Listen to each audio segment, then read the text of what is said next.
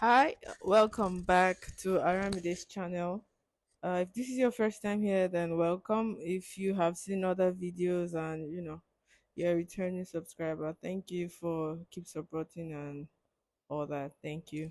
Remember my first leg from Mumbai to Lagos. This is the return leg of that flight from Lagos to Mumbai. So I flew in from Abuja that morning on the 6:30 a.m. Epis flight, and my flight was for 12:20 in the afternoon. So I chose to spend my time at the SDS lounge in Lagos.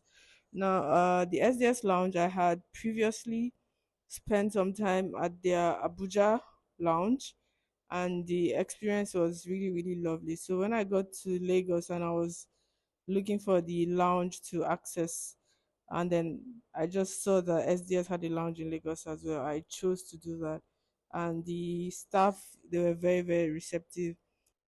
The time I came in was basically breakfast hours, so there were like good breakfast options available. There was like the sausage rolls, which I had, which was really good, and chicken pies, meat pies. There were bagels as well if you wanted that. Then cheese sandwiches. Also, there was some cereal, and they had tea selections and drinks. And I mean, if you're into alcohol, they had beers and all that too. Then the lounge consists of like three floors. So that's the first floor where you can get like the food and all that.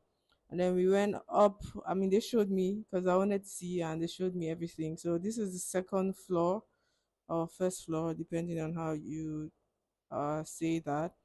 So this is second floor, and then it has pods. Like I wish I knew that earlier. I would have just like gone to like take a short nap and everything. Don't even be scared of like taking naps because they kept reminding me, okay, you have to your flight. You have to check the time and get there on time.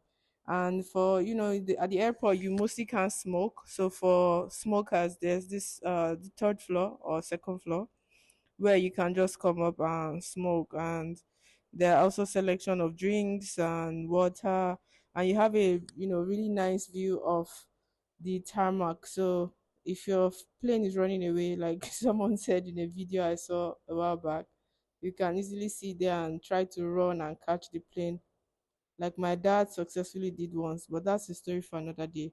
So yeah, I had a good time at the lounge, and I had to go back to my flight. And to be honest, I literally ran most of the way back because I've missed flights before, and I honestly couldn't afford to miss this one.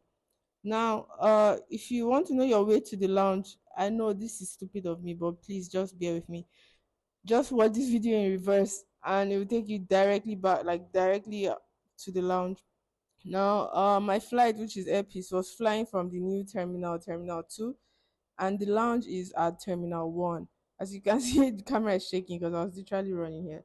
So, like I was saying, the lounge is at Terminal 1, and Episode was flying from Terminal 2. So I had to run back to Terminal 2 because I feared that my flight would leave me behind. And there are other lounges at the airport, but to be honest, the SDS lounge was okay for me. This is SDS Executive Lounge. I think that was their full name. It was really okay for me. I enjoyed going there. And like I said, I had experience there once, and I'm kind of a sucker for loyalty. I don't know if loyalty is the word, but if I experience something once and it's good, I honestly try my best to just keep experiencing that. So which is why I went back to the SDS lounge. And from the terminal 1 to terminal 2 is just like, let's say, 10 minutes walk. I mean, depending on how fast you're walking anyway. And the arrival and the departure is almost the same thing. So if you can watch my previous video, which is Mumbai to Lagos, understand why I didn't cover a lot of things, because they were very very similar. So I just chose to focus on things that I hadn't covered before. And then at this point, we were walking to board our flight.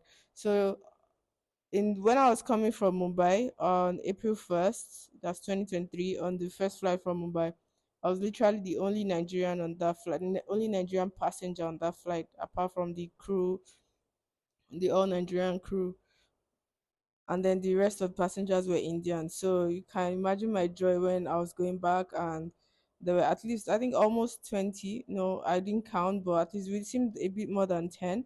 So there were more than 10 Nigerians on this flight. And I think maybe Nigerians are still a bit skeptical about flying airpiece. I don't know why. Maybe it's, flying to Mumbai, perhaps convenience. Because for me, after arriving in Mumbai, I still had to find my way to my final destination. I mean, it was easy since it was just going up, at the airport and stuff like that. But I think it would be nice if airpiece collaborated with local carriers in India and just help you get to your final destination. So the funniest part was the plane literally took us from Terminal 1. So at Terminal 2, you saw us standing outside. We literally took a bus back to Terminal 1, and that was where we boarded the airplane. So you can see the terminal. You can see here from the video that the place looks a bit old because that's the old terminal. And we boarded, and then I don't think there was any business class passengers because I didn't see any. But I learned there were a few passengers in first class. I think it's pretty affordable also compared to first class of some other airlines, but I don't know, that was way above my budget. So Hi, good afternoon. This is Aramde, and this is APC's flight to Bombay from Lagos, Mumbai from Lagos, and the flight was quite on time. If I do say so, there was just like a 20 minutes delay on takeoff compared to when I was coming, and we had about 2 hours delay. So the aircraft is not as it's not full yet because I feel maybe a lot of people might still be skeptical or perhaps the economy and everything. People are not traveling so much right now. So seated in economy and it's not full. And I checked and business class is empty as well, and I've been told there are like a few passengers in first class, but there's no way for me to confirm that. But I hope that they are. And from the information I got, the first class ticket is fairly priced, compared to some airlines, I guess. And majority of the passengers are Indians, which is expected because I think more of them come to Nigeria for business compared to how many of us go there for our various activities. So I have like a full three-seater to myself because, like I said, the plane is quite scarcely populated, and we've been given blankets first. So I have like the blanket to myself. You can see the Airpiece logo on there. And for now, we've been given two bottles of water each, and unfortunately the in-flight entertainment system is not working. So I checked, you can see the videos, but there's no headphones or anything, so you can't really listen or watch anything. And it's also not very clear as well. It's quite dark. I don't know why that is. I'll see. Maybe I can get something, a few of that. But I have like the show downloaded, so I could watch that. And I also been reading this book. It's called Espionage. It's by Andre. Is it Andre? Sorry, Ernest Borgman. It's just like a collection of espionage activities that have happened over time in different countries. If you like spy stuff, it's a really nice book that you can read. So yeah, that's it for now. And as the flight progresses, I'll try and document more. And I'm quite shy, so this is like a whole lot for me. Doing this, looking at the camera and stuff. And I don't know if anyone can advise. I don't know. Every time I'm traveling, somehow by the time I board and all that, my skin just gets really, really dark. So I don't know if there's anyone who can, help me and maybe tell me why that's happening. I would appreciate that. Thank you. Yeah, so the vanity kit is here, and I did a previous video, but it wasn't very clear, so I thought I'll make another one. So we have the eye mask, we have toothbrush and toothpaste in there. The flight is almost 10 hours long anyway, so it's expected.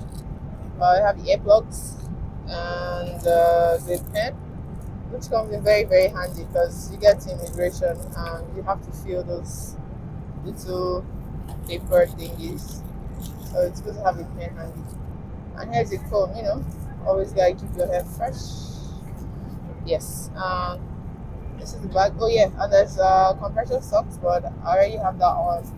And I read. If you don't know what it looks like, you can check my Mumbai to Lagos video. Just socks. Yeah, those are the compression socks.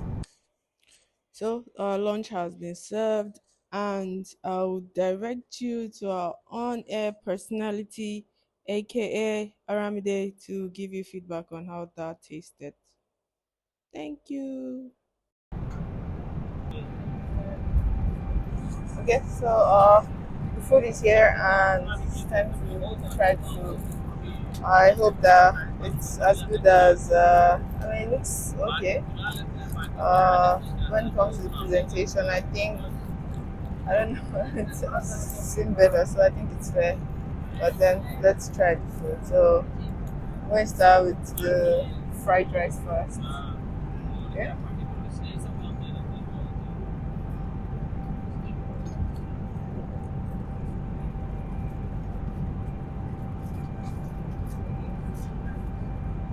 So it was barely garnished. Perhaps I don't know. They probably had maybe put in mind people that might be ill or something, but it's barely garnished. There's like hardly any salt or maggi or anything inside. Then there's fish, so I'm trying fish. Okay. The fish is good. Fish is well spiced, well garnished. I think you can tell that it was marinated a bit, so it's good. Fish is good. Hi. So now we've been flying for about 4 hours because we still have about 4 hours 53 minutes to go. No, sorry, we're flying for about 5 hours now. We still have about 4 hours 53 minutes to go, and the flight is nice. It's calm. So I took a nap earlier after having my lunch, and I noticed that a lot of the other passengers also took naps. So currently we are over somewhere called, no, we're close to somewhere called Dire Dawa. I'm not sure where that is, but I'll look it up, and by the time you watch this, hopefully we'll be attached. And like I mentioned earlier, the in-flight entertainment system is down. So I am currently just reading some pages of my book, which I showed you earlier.